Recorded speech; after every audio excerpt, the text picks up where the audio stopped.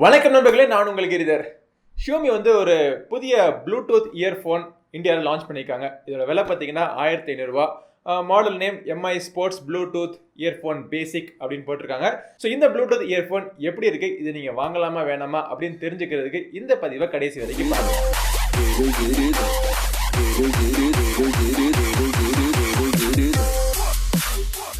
Alright, so sports bluetooth earphone இன்னைக்கெல்லாம் பலரும் விரும்பி வாங்குற ஒரு இயர்ஃபோன் டைப் ப்ளூடூத் இயர்ஃபோன். அது ஜாகிங் போகிறாங்களோ இல்லையோ ஸ்போர்ட்ஸ் ப்ளூடூத் இயர்ஃபோன் வாங்கி காதில் மாட்டிக்கிறதுங்கிறது ஒரு ஃபேஷனாக போயிடுச்சு. ஸோ அதுக்கேற்றாப்புல ஷியோமி லான்ச் பண்ணியிருக்காங்க. இதோட விலை பார்த்தீங்கன்னா 1500 ரூபா. இதை நம்ம எப்படி இருக்குன்னு பார்க்கறதுக்கு முன்னாடி இதை அன்பாக்ஸ் பண்ணி இதுக்குள்ளே என்னெல்லாம் இருக்குது அப்படிங்கிறத பார்ப்போம்.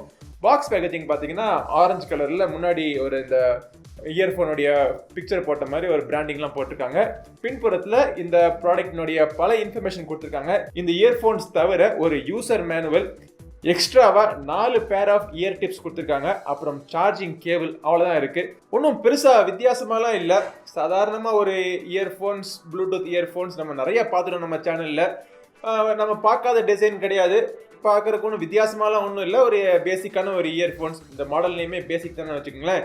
ஸோ இது முழுக்க முழுக்க பிளாஸ்டிக்கால பண்ணது, நல்ல குவாலிட்டி பிளாஸ்டிக்ல பண்ணியிருக்காங்க. இந்த இயர் டிப்ஸில் பார்த்தீங்கன்னா இயர் ஹுக் மாதிரி ஒன்று இருக்கு.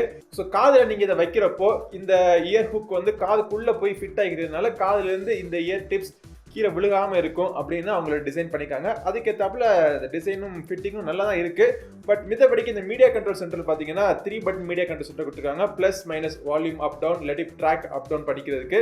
நடுவில் ப்ளே பாஸ் மற்றும் கால்ஸ் அட்டன் பண்ணுறதுக்காக பட்டன்ஸ் கொடுத்துருக்காங்க.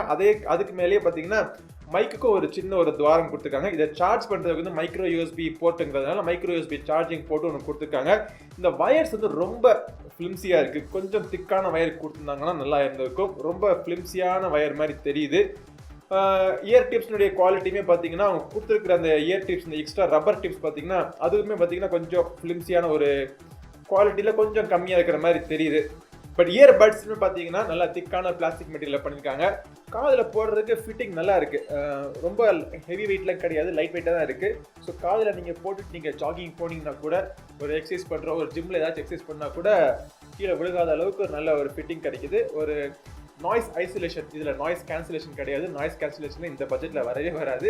ஜாகிங் போகிறப்போ பின்னாடி ஏதாச்சும் வண்டி வருதா, ஹார்ன் அடிக்கிறாங்களா, யாரும் தள்ள சொல்கிறாங்களா அப்படின்னு தெரிஞ்சுக்கிறதுக்கு அந்த நாய்ஸ்லாம் கேட்டால் நல்லாயிருக்கும். ஸோ அந்த நாய்ஸ்லாம் கேட்குது, அதெல்லாம் ஒன்றும் பிரச்சனை கிடையாது.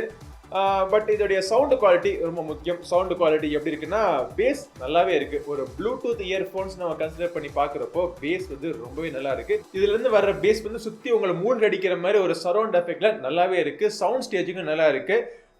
ஹை நோட்ஸ் ஓரளவுக்கு ஓகே சொல்லலாம். வாய்ஸ் கிளாரிட்டி ரொம்பவே நல்லா இருக்குது. அதே மாதிரி இந்த மைக்கில் நான் பேசுகிறதும் அவங்களுக்கு அந்த சைடில் இருக்கவங்களுக்கு கிளியராக கேட்குது, அவங்க பேசுகிறதும் எனக்கு கிளியராக கேட்குது. எந்த விதமான சவுண்டில் எந்த பிரச்சனையும் கிடையாது. 1500 ரூபான்னு வச்சு பார்க்குறப்போ இந்த பட்ஜெட்டுக்கு இந்த இயர்ஃபோன்ஸ் நல்லாவே இருக்குது. ஸோ இந்த இயர்ஃபோன்ஸினுடைய பேட்டரி லைஃப் பார்த்தீங்கன்னா 9 ஹவர்ஸ்னு சொல்கிறாங்க. இதை சார்ஜ் பண்ணுறதுக்கு கிட்டத்தட்ட ஒரு 2 ஹவர்ஸ் ஆகுது. பட் இவங்க 9 ஹவர்ஸ் சொல்கிறாங்க. என்னோட யூசேஜில் நான் 9 ஹவர்ஸில் எனக்கு வரல, ஒரு 8 to 8.5 ஹவர்ஸ். அதுவே பெரிய விஷயம். ஸோ நல்லா தான் இருக்குது. பேட்டரி லைஃப் பற்றி எந்த பிரச்சனையும் கிடையாது. ஓவராலாக எனக்கு இந்த இயர்ஃபோன்ஸில் எந்த குறையும் தெரியல. நல்ல ஒரு இயர்ஃபோன்ஸ், 1500 ரூபாய்க்கு ஒரு ஒர்த்தான ஒரு இயர்ஃபோன்ஸ். இன்னும் இந்த வயர் மட்டும் கொஞ்சம் ஃபிலிம்ஸியாக கொடுத்துருந்தாங்க, கொஞ்சம் திக்கான ஒரு நல்ல வயர் கொடுத்துருந்தாங்கன்னா நல்லா இருந்திருக்கும். அவ்வளோதான், இதான் என்னுடைய அபிப்பிராயம். ஸோ இந்த MI ப்ளூடூத் ஸ்போர்ட்ஸ் இயர்ஃபோன் பேசிக் நீங்கள் வாங்கணும்னு நினச்சிங்கன்னா இது வாங்குறதுக்கான லிங்க் கீழே டிஸ்கிரிப்ஷனில் இருக்குது. அதை நீங்கள் கிளிக் பண்ணி நீங்கள் வாங்கிக்கலாம். இந்த இயர்ஃபோன்ஸ் பற்றி வேறு ஏதாச்சும் டவுட் இருந்ததுன்னா கீழே கமெண்ட் செக்ஷனில் கேளுங்க. அடுத்த பதிவில் உங்களை மீண்டும் சந்திக்கும் வரை உங்களிடமிருந்து விடைபெறுவது உங்கள் நண்பன் கிரிதர். வாழ்க தமிழ், வளர்க பாரதம். நன்றி, வணக்கம்.